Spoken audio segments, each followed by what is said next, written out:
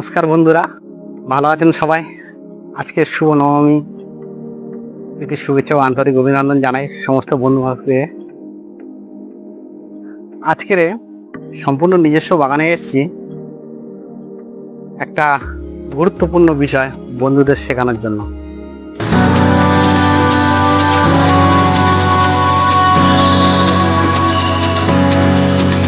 সব বন্ধুরা জানে, তবুও একটু ভালো করে দেখাবো, যাতে বন্ধুরা শিখে নিলে বন্ধুদের প্রত্যেকেরই সুবিধা হবে। যেহেতু যারা আমার চাষি ভাইরা আছে বা চাষি বন্ধুরা আছে, প্রত্যেকের প্রয়োজন চাষ সম্পর্কে কিছু না কিছু জানা। আমার এটা হচ্ছে পেয়ারা বাগান, দেখছেন পেয়ারা বাগান। বেশ, পেয়ারা গাছটা অনেকটা বয়স হয়েছে। গাছটার সব কাগজে দিয়ে কাজ করে দিয়েছি। গাছটা একটু দেখাও, গাছগুলো সব কাজ করে দেওয়া হয়েছে। গাছগুলো ছোট ছোট পালসি চলে এসছে, এগুলোতে সব ফুল টুল চলে আসবে। এই যে ছোট ছোট পালসি এসছে, ফুল চলে আসবে। যেমন ইতিমধ্যে ফুল চলে এসছে, এই যে পেয়ারা গাছ, এই যে ফুল চলে এসছে।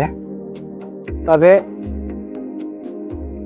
পেয়ারা গাছের ডোক কিন্তু খুব বড় হলে ফুল আসে না, ঠিক 6 ইঞ্চির মধ্যে যেগুলো আসবে, মানে আসার হলে 6 ইঞ্চির মধ্যে এসে যায় পেয়ারা গাছের যে ফুল, আর বেশি বড় হলে আসে না। হ্যাঁ, অনেক সময় বৃষ্টির সময় আমরা গাছে কাজ করে দিই, দিলে কি হয় যে প্রচণ্ড বৃষ্টির কারণে পাতা বড় হয়ে যাচ্ছে, হয়ে গেলে লম্বা হয়ে যাচ্ছে, কচা গেলে সেখানে আর ফুল আসে না, একদম ফলস খেয়ে যায়। যাই হোক, বিষয়টা ওইটা নয়, বিষয়টা হচ্ছে পেয়ারা বাগানটা এবারে কাজ করে দিয়েছি। এবারে ফলটা নিয়ে পেয়ারা বাগানটা আমি পুরো কেটে দেবো, দিয়ে আমি সেই কারণে এসেছি আজকের নতুন করে লেবুর কলম বসাবো বলে। যেহেতু পেয়ারা গাছে সম্পূর্ণ খুব খাটনি হয়ে যাচ্ছে, আর খাটার সময় খুব সীমিত হয়ে যাচ্ছে, আর অতটা সময় পাওয়া যায় না। আর চাষবাস আমি এর আগেও বলেছি, নিজেরা করতে পারলে ভালো লাভ, আর লোক দিয়ে করালেও লাভ আছে, তবে নিজেরা করলে বেশি লাভ হয়, এটা সবসময় মাথায় রাখতে হবে। সেই কারণে পেয়ারা গাছ আছে, কাজ করে দিয়েছি। এবারে ফলটা নিয়ে আমি পেয়ারা গাছ কেটে দেবো, কিন্তু তার মধ্যে কিন্তু আমি লেবুর কলম বসিয়ে দেবো। এর আগে ভিডিওতে দেখেছিলাম লেবুর আমি কলম করেছি, পেয়ারারও কলম করেছি। সেই লেবুর কলম আমার রেডি হয়ে গেছে। আমার এই পেয়ারা বাগানের মধ্যে আমি বসিয়ে দেবো কলম। দেওয়ার পর এই ফলটা হওয়ার পর ঠিক 6 থেকে 7 মাস বাদে আমি এই গাছটা কেটে দেবো। তাহলে বন্ধুরা, লেবুর কলম যেটা আমি বসাবো সেইটা একটু দেখাবো আমার কিভাবে লেবুর কলমটা বসাতে হয়।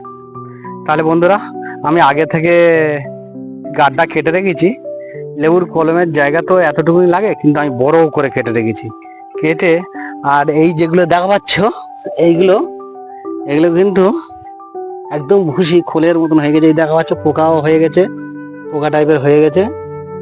এই যে এটা হচ্ছে জৈব সার। তাহলে জৈব সারটাতে কি দিয়ে করা? এই জৈব সারটা কিন্তু আমি যেটা করি সম্পূর্ণ পোলট্রি লিটার দিয়ে করি। যে পোলট্রি যে চাষ হচ্ছে এখন, সেই পোলট্রি লিটার দিয়েই জৈব সারটা চাষ করি, জৈব সারটা তৈরি করি। তো যাই হোক, একদম খোল হার মারবে বন্ধুটাও আছো, খোল হার মানবে। তবে পোলট্রির যে লিটার দেবো, সেই লিটারের একটা ভাগ আছে। পোলট্রির লিটার ডাইরেক্ট এনে কিন্তু দিতে পারবে না, এর 1 বছর সময় লাগবে এই জৈব সার রেডি হতে। যেহেতু কেঁচো জন্মে গেছে, দেখো পাচ্ছ কেঁচো এসে গেছে, 1 বছর সময় লাগবে এই পোলট্রির সারটা তৈরি হতে। তার কারণ পোলট্রি হচ্ছে কাঠের ভুসি দেওয়া থাকে, বিভিন্ন গাছ, তাল গাছ, যেসব মিলে যেসব আর কি ভুসি থাকে, মানে কাঠ ছিলেট হয়, ওই যে ভুসি, ওটা দিয়ে হচ্ছে পোলট্রি চাষ করছে। আবার কিছু কিছু পোলট্রি আবার বালি দিয়ে চাষ করছে, যে সাদা বালি, ক্যানিং নদীর যেসব সাদা বালি, সেসব সাদা বালি দিয়েও চাষ করছে। যাই হোক, এটা হচ্ছে কাঠের গুঁড়ো দিয়ে যে পোলট্রি নিচে দেওয়া হয় মেঝেতে, সেটা থাকে। তারপর মুরগির পায়খানা থাকে, সেইটা দিয়ে এই সারটা তৈরি হয়। এইটা আমি 1 বছর ধরে রেখে দেবো। একটু দেখাই, যেটা আমি রেখে দিয়েছি, প্রতিবারে আমি এটা করে রাখি চেষ্টা করে বন্ধুদের।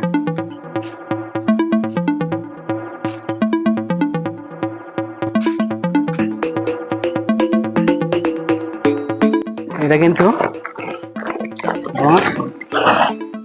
1 বছর আগে আমি, এটা হচ্ছে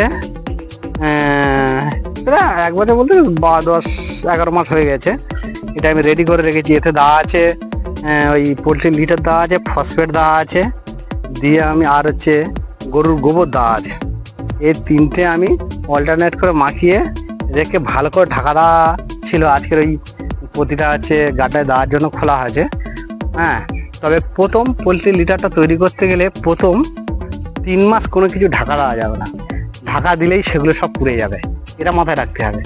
প্রথম 3 মাস পোলট্রি লিটার কোনোভাবেই ঢাকা দেবে না, ঢাকা দিলে কিন্তু পুড়ে যাবে। প্রথম 3 মাস খোলাভাবে রাখবে, হাওয়া বাতাস রোদ পাবে, গিয়ে গিয়ে ওর যে জ্যামগুলো আছে, যে ওই ভুসিগুলো আছে, ওগুলো সব পুড়ে যাবে, পুড়ে ফাইন হয়ে যাবে। তারপর আমি গোবর ফসফেট সুন্দর করে দিয়ে মাখিয়ে ভালো করে তো দেখাবো, ওটা পরে দেখাবো কিভাবে হচ্ছে। আমি শুধু লেবুর কলমটা যে বসাবো সেইটা একটু ভালো করে দেখাই। এটা আমি দিয়ে দিচ্ছি, আর খানিকটা দেবো। দেখা পাচ্ছ বন্ধুরা, কেঁচো টেঁচো সব তৈরি হয়ে গেছে। কেঁচো হওয়া মানে খুব ভালো। আর এই যে যন্ত্রটা দেখা পাচ্ছ, এটা আমার বানানো, এক সাইডে শাবল আর এক সাইডে রামা। এটা আমি তৈরি করে রেখেছি, যেহেতু যখন কলম বসাবো তখন এরকম ভাবে মেরে একবারে তুললে গতটা দেখো একটু, এই গত হয়ে গেছে, একবার মেরে দিলে ওখানে কলমে আমি চারা বসিয়ে দিলাম। যতটা আজ কি সহজে করা যায়, কেননা সেই জন্য করে এবার কিন্তু ফেলে দিতে হবে। আর এই সাইডটা শাবল, এখানে কাজটা হচ্ছে আমার শাবলে। আমি ঠিক কানাগুলো এইভাবে একটু খুলে নেবো, কানা কোলগুলো।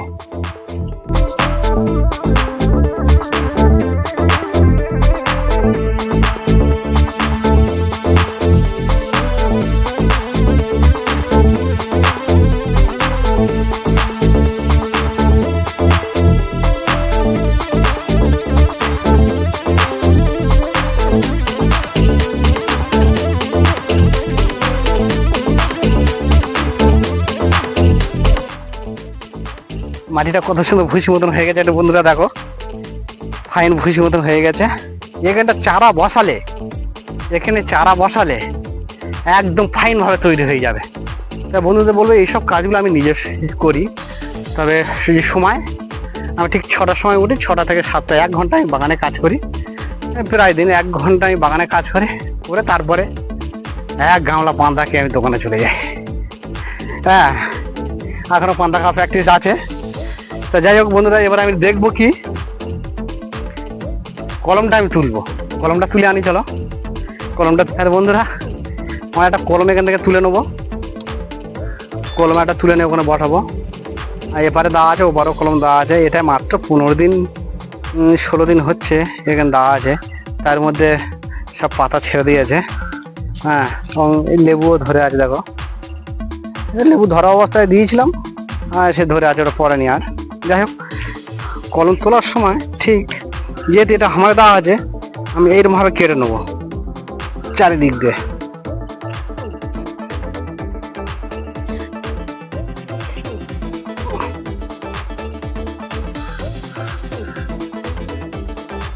চারা তোলার কায়দাটা বন্ধুরা একটু দেখো ভালো করে,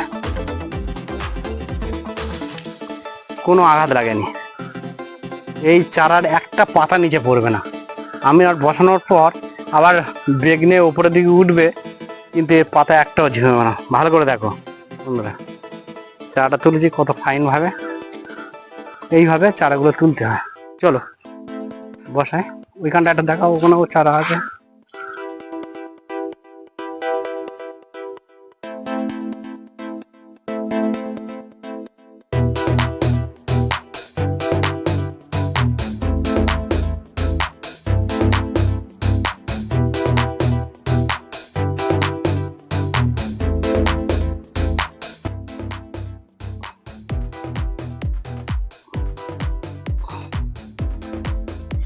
এই যে মাটির লেভেল আছে, মাটির লেভেল অনুযায়ী বসাতে হবে। আর একটু আমি দিয়ে দেবো নিচু করে।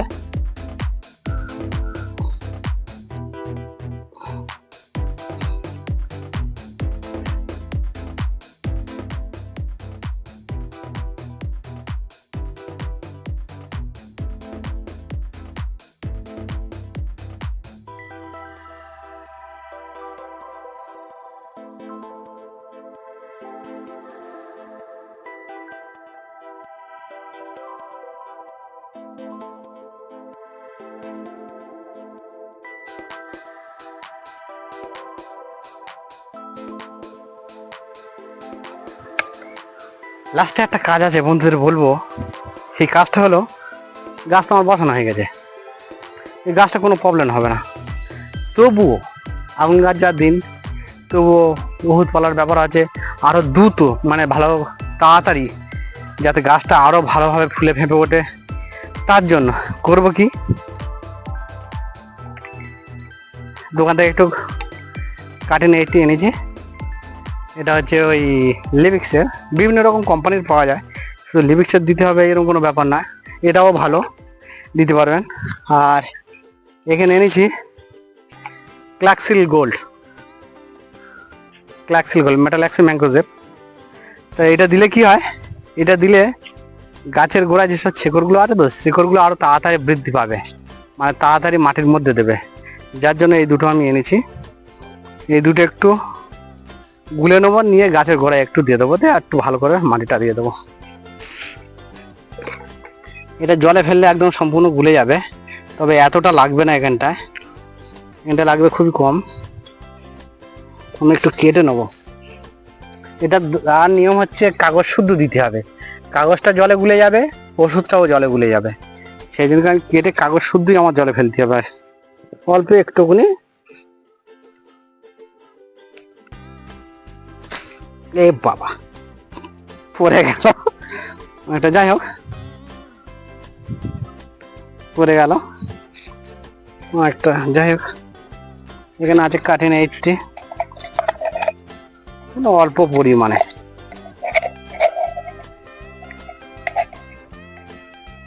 অল্পই আছে, একটা গাছে তো হয়ে যাবে।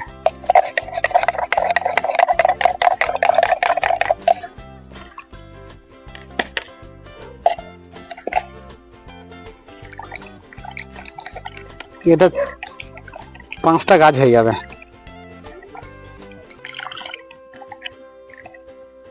ছত্রাক ঘটিত কোনো রোগ কিন্তু এই গাছের গায়ে আসবে না, বুঝতে পারছো? ছত্রাক ঘটিত কোনো রোগ গাছের গায়ে আসবে না, আর গাছ তাড়াতাড়ি বেড়ে উঠবে, কোনো জীবনও ভাব থাকবে না। যেহেতু এটা বর্ষাকাল,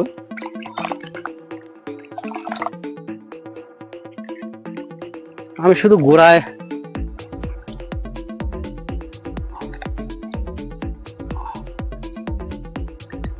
চার চামচ ব্যাস দিয়ে দিলাম। এইবারে মাটিটা ভালো করে গাছের গোড়ায় টেনে টেনে টেনে টেনে, যেহেতু এখন বৃষ্টি আছে, যাতে জল বসা না হয় তার জন্য